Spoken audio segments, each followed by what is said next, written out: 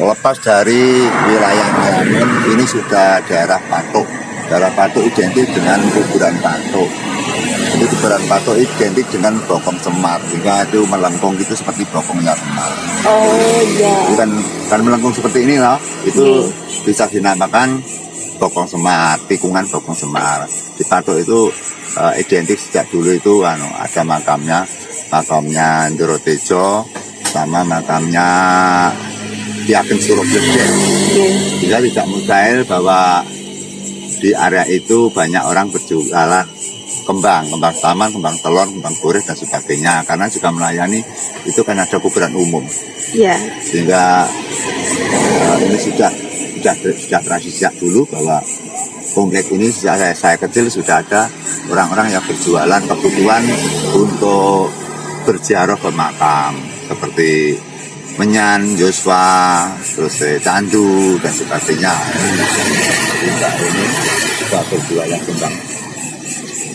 Maka kalau kita berdomisili di sekitar sini, kita nggak susah cari kembang.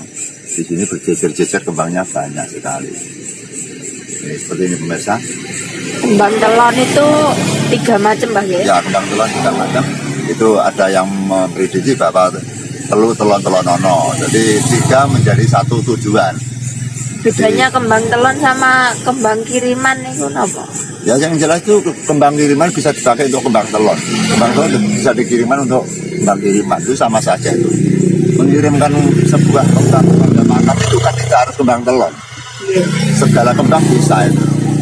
Yang penting berbau wangi itu aja. Jadi tidak harus fanatik tuh penyekar kalau ke makamnya mbak saya harus pakai kembang telon, enggak harus begitu. Yang penting ke makam membawa kembang, bawa tidak harus kembang. Kadang-kadang saya sendiri pakai juga biasa aja cukup. Iya, kadang minyak. Kadang saya pakai minyak. Jadi yang jelas itu inisiatif kita bukan sirik, maksudnya kita membawa harum.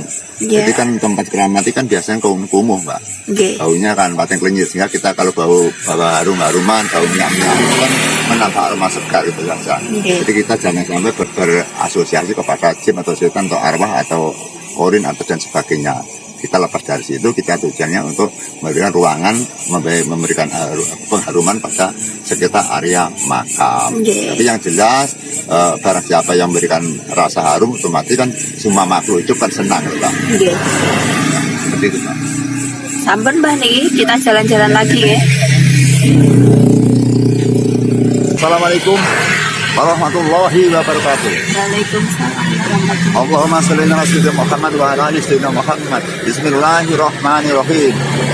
Teman-teman, kami mencoba untuk menikmati jalan raya Serengat jurusan Blitar Kediri Tulungagung.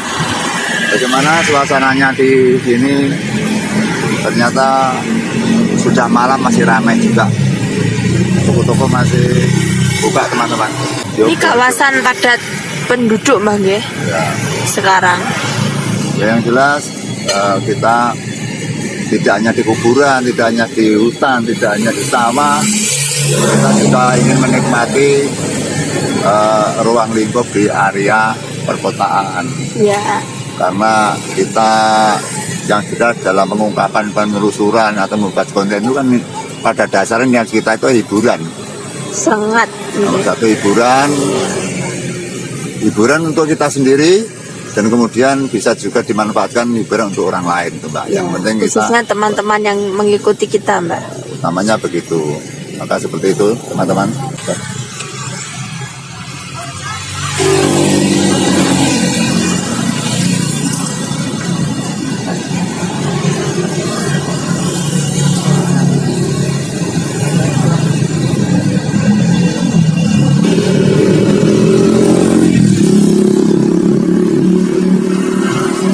Jalan raya ini tidak pernah sepi, Mbak ya? Tidak pernah sepi. Kita merenungan dengan Desa Serengat. Desa Serengat ada yang mengatakan itu dari orang-orang kuno, orang-orang sepuh bahwa itu syariat. Iya. Sehingga para wali masuk di lalatan Kota Blitar, sehingga memiliki penganut yang banyak di wilayah Serengat. Kenapa masuk di wilayah Serengat, di wilayah sini? Karena di sini itu di tempo dulu terkena daripada hutan yang sangat wingit di sini nih Mbak. Oh iya iya. Daerah yang sangat wingit karena ini di kaki Gunung Serengat, sehingga banyak astra-astra, hantu-hantu. Kemudian para wali juga membabat atau menyebarkan agama di sini. Di sebelah selatan ada desa yang namanya Kerjen. Yes. Kerjen itu adalah kerajaan jin. Oh. Jadi Kerjen itu sarangnya jin. Ya. Berhubung di situ sarangnya jin, dia ditumpes oleh para wali. Akhirnya daerah itu dinamakan Desa Kerjen atau Kerajaan Jin. Zaman itu belum ada penduduknya gitu toh? Sudah ada, tapi nggak ramai gitu Mbak. Masih sepi sekali, banyak hutan yang lebat, banyak hutan yang belantara. Hingga itu dibabat oleh masyarakat sekitar, masuk penduduk sekitar, memperluas dengan areanya itu. Iya. Ketepatan di situ kan juga ada seperti danau Blumbang. Itu areanya itu penuh dengan persawahan yang penuh air. Sehingga sawah-sawah itu dulu tidak bisa ditanami palawija seperti jagung. Biasanya hanya pari, kandong. Kalau sekarang bisa ditanami ketela, dulu nggak bisa. Makanya dengan perairan yang membak atau air yang tergenang, tentunya banyak atra hantu air dan sebagainya. Banyak atra di sekitar selatan area Serengat. Itu yang sebelah kak pojok barat Mbak. Itu daerah itu dulunya dinamakan daerah Kerjen karena daerah kerajaan jin. Itu sisanya sampai detik ini mungkin asalnya masih ada apa masih ada? Di situ transformer juga ada yang hilang di situ. Ke sawah mencari damen, tapi tidak bisa pulang. Salap Mbak. Sampai sekarang hilang, tidak pulang. Tidak pulang. Saya tahu namanya, tapi saya nggak mau menyebutkan, nanti keluarganya akan malu. Jadi mencari damen di Kerjen, tapi tidak pulang sampai sekarang. Karena di situ memang Kerjen itu kerajaan jin, makanya dalam peluasan area dulu dibabat oleh para ulama, para tokoh-tokoh agama Islam. Makanya di daerah Kerjen itu ada pondoknya. Kemudian basisnya Islam murni. Jadi termasuk daerah agamis lah di daerah Kerjen itu. Karena sejak dulunya sudah merupakan cengkul dari agama Islam yang ada di situ. Nah, kalau desa Dandong kita nggak tahu Dandong apa harusnya Serengat. Makanya setelah membabat di desa Kerjen, maka membabat di daerah sini dinamakan daerah Serengat, artinya syariat. Orang-orang yang menjalankan memperluas area hutan tetap menjalankan syariat Islam adalah ibadah sunat 5 waktu Mbak. Jadi ini termasuk pusatnya ya di daerah yang sini Mbak ya? Ya. Yang pertama yang dibabat adalah Kerjen. Setelah Kerjen kemudian Serengat. Tapi untuk menjadi lebih terkenal Serengatnya karena jalur rute dari Kediri Blitar Tulungagung. Iya, jalur utama Mbak ya. Lebih terkenal Serengatnya. Di jantung kotanya di Serengat gitu Mbak. Iya. Ya, kita sebisa-bisa kita harus mengungkapkan. Kadang-kadang kita kan nggak tahu apa di Serengat, apa di Kerjen. Setiap desa pasti ada maknanya, pasti ada artinya. Jadi orang mendirikan desa itu pasti punya tujuan, nggak mungkin ngawur tuh. Ya. Pasti ada filosofinya Mbak ya. Ada filosofinya. Dan Serengat merupakan kota pendidikan, pelajar, dan kota santri Mbak. Iya, itu terkenal sekali Mbak. Karena dalam kota santri dan kota pelajar. Dulu sebelum ada SMP banyak, karena SMP di mana-mana kan banyak, di kecamatan ada SMP. Sekarang semebar SMP SMA. Dulunya yang ada hanya di Serengat. SMP 1, SMP 2, Semea di Serengat. Dulunya nggak ada. Sekarang kan setiap kecamatan ada sekolah-sekolah setara dengan SMA dan SMP. Kita duduk-duduk nyantai-nyantai. Kita nanti malam ada acara untuk penelusuran, mengulang dengan penelusuran di Dam Dadap Langu yang diisukan ada sosok siluman ular atau blorong. Ya. kalau malam kadang-kadang muncul, kadang-kadang siang pun juga mau muncul. Kita pernah ke situ tidak bisa bertemu, tidak mau menampakkan diri. Pada saat itu Mbak Lulu kan dulu semaput ya kesurupan. Auranya itu kenceng Mbak di sana Mbak. Nanti kita coba ke sana, barangkali nanti kita bisa ketemu untuk mengulang itu Mbak. Dulunya kita tidak bisa mengambil gambar atau tidak bisa berjumpa dengan akhlak itu, tidak ada penampakan. Semoga sepulang dari sana nanti ada penampakan, kita ke sana nanti Mbak. Kita ngopi-ngopi di warung Mbak. Iya monggo Mbak.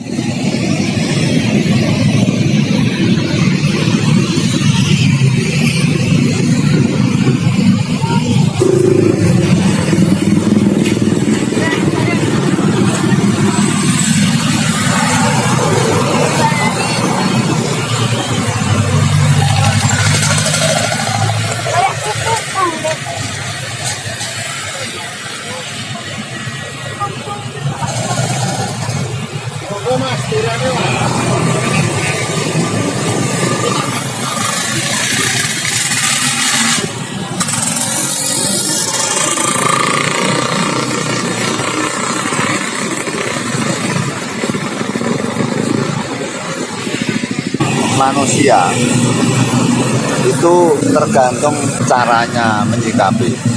Hidup adalah pilihan. Tinggal milih yang mana. Ingin bekerja sebagai petani, ingin bekerja sebagai pedagang, ingin bekerja sebagai seni budaya. Sehingga manusia itu tergantung kepada jiwanya untuk memilih skill apa yang ditekuni. Karena kebebasan dalam memilih pekerjaan itu penting. Kita tidak boleh memaksa dan dipaksa untuk bekerja yang tidak sesuai dengan bakatnya. Kadang-kala ada orang yang dia nggak senang bekerja keras, senangnya hanya wirawiri, pitang-pitung, tapi nyatanya juga bisa makan. Ada lagi orang yang becak, nggak mau bekerja, senangnya becak, narik orang sana sini juga dapat uang. Ada lagi yang bekerja pada waktu malam kaki lima seperti itu, setelah itu kaki lima. Kemudian buka ruko-ruko seperti ini semua kaki lima Mbak. Ya memang kaki lima. Dia senang karena pada waktu malam nyantai, temannya banyak. Kemudian hilir mudik kendaraan rame, sehingga bekerja sambil liburan tuh. Jadi seperti ibu-ibu yang bekerja sebagai kaki lima disuruh bertani nggak mau, beternak juga nggak mau. Bukan skillnya bukan bakatnya. Makanya orang hidup itu tergantung cara menyikapi. Jadi hidup adalah pilihan, mana yang kamu pilih. Yang jelas orang bekerja harus yang halal itu. Jangan sampai bekerja dicampuri dengan uang yang tidak halal. Karena uang yang tidak halal, uang yang haram itu akan menyebabkan kesengsaraan. Bisa ke penyakit, bisa ke masalah, bisa banyak sekali permasalahannya. Tapi kalau bekerja walaupun sebagai kaki lima, walaupun sebagai pengemis pun, walaupun sebagai pemulung pun, tapi kalau kerjanya baik, tidak mencuri, jelas itu uangnya juga permanen, juga halal. Adem ayem untuk hidup itu Mbak. Ya, kita menyikapi, melihat dan mempersimak dengan kehidupan orang-orang yang ada di kota, itu kelihatan senang itu, dan terayem itu. Matur suwun Bu nggih.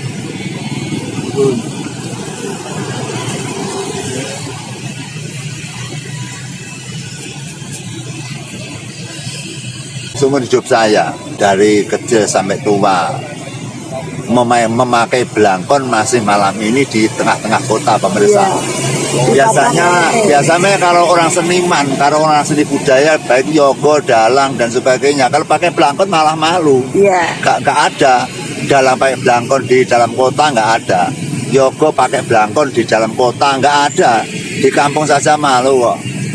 Nah, maka kami mencoba bagaimana rasanya kita pakai belangkon, terus bagaimana perhatian orang-orang, apa melihat terus apa gimana. Ternyata juga ada yang melihat itu, seperti orang aneh gitu ya. Soalnya semua memang pandangan orang itu melihat kepada saya karena itu kan seperti orang aneh itu. Tapi nggak masalah bagi saya, senang-senang saja, nggak ada masalah. Karena saya harus cinta kepada ciri khas busana Jawa. Karena kita sudah tua harus mencontohkan kepada anak-anak cucu kita gitu loh. Jangan malu mengakui adat Jawa, jangan malu mengakui bapak kita, jangan malu mengakui nenek moyang kita atau nenek kita gitu. Kita harus sportif gitu Mbak. Jadi sehingga kita hidup di kalangan zaman globalisasi, zaman modern, kemudian dengan yang kuno-kuno itu gilo atau malu, jangan sampai. Jadi harus tetap melestarikan identitas bangsa. Iya, yang penting hidup itu jujur itu aja Pak.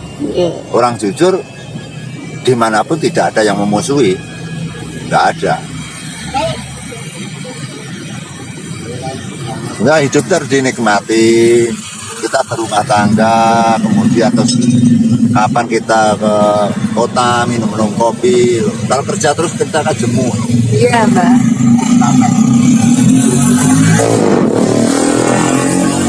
Kali-kali kita refreshing.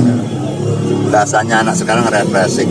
Sebenarnya tidak perlu mahal Pak ya. Ya, kita senang tidak harus bermewah-mewah menghamburkan juta-jutaan. Kita menghabiskan 50 minimal 35 sudah cukup untuk kita rileks-rileks di pinggir jalan. Iya.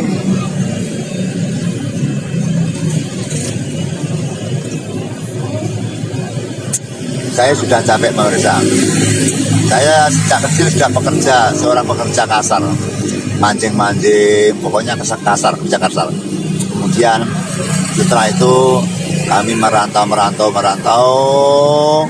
mencari ilmu sangat lama sekali, berlaku sangat lama sekali, kemudian menolong orang sangat lama sekali, kita bekerja sebagai pedagang jamu sangat lama sekali, hingga kita sudah jenuh, sudah capek bekerja, maka kita tidak meninggalkan pekerjaan, enggak, kita bekerja tapi yang ringan-ringan, sambil kita bekerja, sambil kita hiburan gitu, kita sisa-sisa hidup kita itu kita nikmati gitu, enggak harus kerja terus itu, enggak, salah nanti malah ketun nanti kalau kita mati nanti ketun, wah enaknya aku biar adokno ya saat durunge mati aku tulan-tulan dhisik yang serengat-serengat ngopi-ngopi ngono ya. Kita kan sudah komplit Mbak. Nah, ke tempat makam biasa, ke kebun-kebun alas-alas. Sekarang kita kan harus ke belusuan ke belakang ke kota itu Mbak. Ke kandang-kandang ya sudah. Yang belum kita ke kota-kota malah belum. Justru kita kalau pakai busana seperti ini ke Jalan Doho, Kediri itu malah aneh Mak. Malah ini banyak yang nonton itu. Jadi tetap menjalankan kewajibannya Mbak ya. Cuma pekerjaan yang lebih santai. Soalnya kalau misalkan orang hidup terus tidak bekerja itu kan juga salah toh Mbak? Salah. Kita harus bekerja tapi sesuai dengan kekuatannya, karena kita itu kan umurnya sudah tua. Kalau kerja terlalu berat ya kita nanti malah susah. Kalau kena penyakit malah repot itu.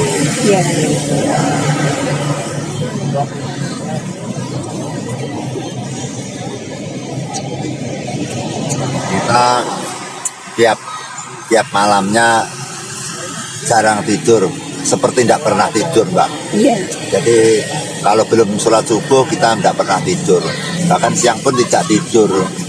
Kadang-kadang kalau capek kita tidur, kalau tidak capek kita siang malam nggak pernah tidur. Ya otomatis ke mata sampai cowong itu Mbak, pucat gitu. Ya, mata saya kan pucat Mbak. Ya seperti layu gitu, karena kebanyakan melek itu. Karena melek bukan merupakan andalan, bukan. Melek itu bukan merupakan kebanggaan, bukan. Melek bukan merupakan menjalankan ilmu enggak. Cuma melek itu sudah tradisi, sehingga memang kita sulit tidur gitu Mbak. Jadi kita itu memang sulit tidur sejak dulu, sudah berpuluh-puluh tahun. Saya memang sulit tidur. Kadang-kadang kalau sulit tidur ya sinau-sinau gitu sebelum menjadi seorang YouTuber. Berhubung sekarang sudah jadi seorang YouTuber, kita justru alhamdulillah bulan-bulan kita teman-teman, kita punya teman, kita bisa komen, bertatap langsung kepada teman. Kadang-kadang ada teman baru datang ke rumah itu. Jadi kita untung besar kita menjadi seorang pengonten atau seorang YouTuber itu Mbak. Saya benar-benar menikmati menjadi seorang YouTuber. senang sekali. Barangkali saya juga belajar kepada alam, saya belajar kepada teman-teman, saya berguru kepada teman-teman, berguru kepada alam, dan bisa juga kemungkinan besar saya menambah ilmu itu dari pergaulan. Iya. Ilmu yang baik itu ilmu yang bermanfaat, Mbak. Iya. Kalau tidak bermanfaat, tidak ada gunanya. Jadi ilmu yang baik adalah ilmu yang bisa dimanfaatkan oleh orang lain, utamanya ilmu yang baik itu, Iya. bukan ilmu yang Jadi buruk. bukan malah ilmu yang baik dipendam sendiri. Ya, kalau pendapat saya nggak gitu. Kalau ilmu yang baik itu kita sebarkan, kita berikan kepada orang-orang, kita bagi-bagikan apabila ada yang mau gitu, Mbak ya. Karena dulu pada saat saya muda saja, saya juga luru-luru ilmu, luru-luru pengalaman, luru-luru bahasa, luru-luru dengan pengalaman apapun itu, Mbak. Iya. Saat muda saya memang senang mencari pengalaman itu. Sehingga pada masa tua kita ya sedikit banyak juga mengantongi oleh-oleh pada saat saya muda dulu. Iya, Mbak. Makanya dalam beberapa skill saya pelajari, Mbak, pertukangan, pertanian, perdagangan, perdukunan, pertabiban, seni budaya, semua saya pelajari. Dan setahu saya itu waktu Mbah Kendel mengerjakan hal tersebut itu selalu nggak kalah dengan tukang aslinya. Alhamdulillah, Mbak, saya mengukir juga bisa. Hasil ukiran saya juga ditawar orang mahal itu. Tapi eman-eman, Bang ya. Nah, tapi saya nggak mau menjadi seorang pengukir. Kalau saya mau ngukir, nggak pernah berhenti. Terus.